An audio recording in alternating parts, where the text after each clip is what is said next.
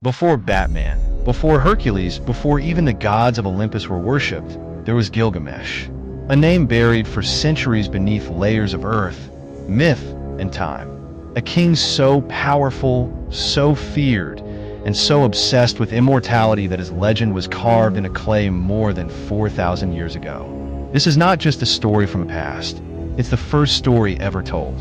Long before the Bible, before Homer sang of Achilles and Troy, a hero walked the earth whose deeds would shape the very foundation of mythology. His name was Gilgamesh. But who was he really? Was he just a character in a story? Or was he something more? Was he a real man, a god in human form? Or simply a reflection of everything we still search for? Glory, brotherhood, meaning, and the fear of death? In the fertile land between the Tigris and Euphrates rivers, the first cities of the ancient world emerged. This land was called Mesopotamia, modern-day Iraq, and among its greatest cities was Uruk, a vast and thriving metropolis with stone walls stretching far and wide. The people of Uruk claimed their king was unlike any other. His name? Gilgamesh. Not just a man, but 2/3 god and 1/3 mortal, born of a divine mother and a human father. He was unmatched in strength, towering in presence, and burdened by an ambition that reached the heavens. Yet he was not beloved. In fact, his people cried out against him. They said he ruled with an iron fist, taking what he wanted, working men to death, and violating sacred bonds. They begged the gods to save them from their king. But the gods had a curious way of answering prayers. Instead of punishing Gilgamesh, they decided to humble him. They created a counterpart, someone just as powerful, just as fearless. A wild man named Enkidu. He was born in the wilderness, covered in hair, drinking with gazelles and wrestling lions. Untouched by civilization, Enkidu was pure, untainted, raw nature. The gods set him on a path to confront Gilgamesh, and when the two finally met, it was like two storms colliding. They fought with thunderous rage, shaking the foundations of Uruk. But something unexpected happened. The fight ended not in death, but in respect. Gilgamesh had never faced an equal, and from that moment, a deep and unbreakable bond formed between the two men. Not just friendship, brotherhood. Together, they became legends, seeking not peace, but adventure, glory. They set out to prove themselves to the world and to the gods. Their first challenge was Humbaba, the terrifying guardian of the cedar forest, a monstrous being placed there by the gods to keep men away. Despite warnings, despite their own fear, Gilgamesh and Enkidu pressed forward. The battle was brutal. The forest shook with roars and screams.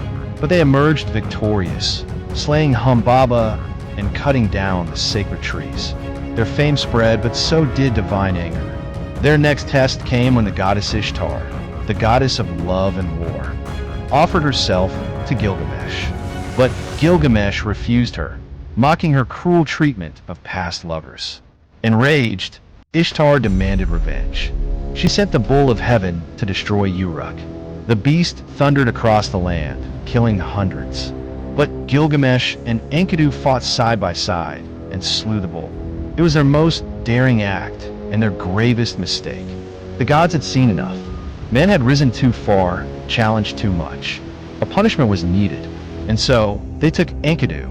When Enkidu fell ill, he suffered for days, writhing and cursing the gods. Gilgamesh watched helplessly. He had fought monsters, defied heaven, but he could not save his friend. And then Enkidu died. The wild man who had become his brother was gone. Gilgamesh was shattered. Grief consumed him like a storm. But it was not just sorrow, it was fear. If death could take Enkidu, it would come for him too. That thought broke something inside him. He refused to accept it, refused to believe that death was the end. And so began one of the most haunting and human journeys ever recorded, the search for immortality. Gilgamesh left Uruk, leaving behind his crown, his people, and all he had built. He crossed deserts, faced scorpions guarding the gates of the sun, and walked through complete darkness for days. He reached the edge of the world, where the ocean met the sky, and begged the ancient boatman Urshanabi to ferry him across the waters of death. On the other side, he found Utnapishtim, the only man granted eternal life by the gods. Utnapishtim told him a tale from long before the flood, when the gods tried to wipe out mankind, and only he and his wife were spared. It was a story so old, it predated even the story of Noah. Gilgamesh begged to know the secret, but the truth was cruel. There was no secret. Immortality was a gift never meant for men. The gods gave it only once and never again. Still, Gilgamesh would not give up. He was told of a magical plant that could restore youth. He found it, clinging to the ocean floor, and rejoiced. At last, he had it. But before he could return, a serpent stole it from him while he slept. Just like that, it was gone. His journey had failed, or so it seemed. When Gilgamesh returned to Uruk, he looked upon the massive stone walls of his city, the walls he had built. And in that moment, he understood. The walls would stand long after he was gone. His story would be told by those who came after. That was immortality. Not to live forever, but to be remembered. To leave something behind. The Epic of Gilgamesh ends not with triumph, but with understanding. It's not the tale of a perfect hero. It's the tale of a man becoming human. A man who was part god, who fought beasts and gods, but who was ultimately undone by the same truth we all face. Death is inevitable. Yet, in his struggle, in his pain, and in his growth, Gilgamesh becomes the first true hero. Not because he won, but because he tried, because he searched, because he learned. Thousands of years later, his story still survives. On broken tablets, in forgotten tongues, and now, in our modern world. He laid the blueprint for all who came after. The reluctant hero, the brave warrior, the grieving friend. His themes, fear of death, the search for purpose, the pain of loss, remain timeless. Gilgamesh was the first to ask the questions we still ask today. What does it mean to be alive? What makes a life matter? And what, if anything, remains when we are gone? So who is Gilgamesh? A real king who ruled a powerful city? A myth shaped by poets and priests? Or perhaps he was all of us, in every triumph, in every fear, in every desperate attempt to be remembered. We find pieces of ourselves in Gilgamesh.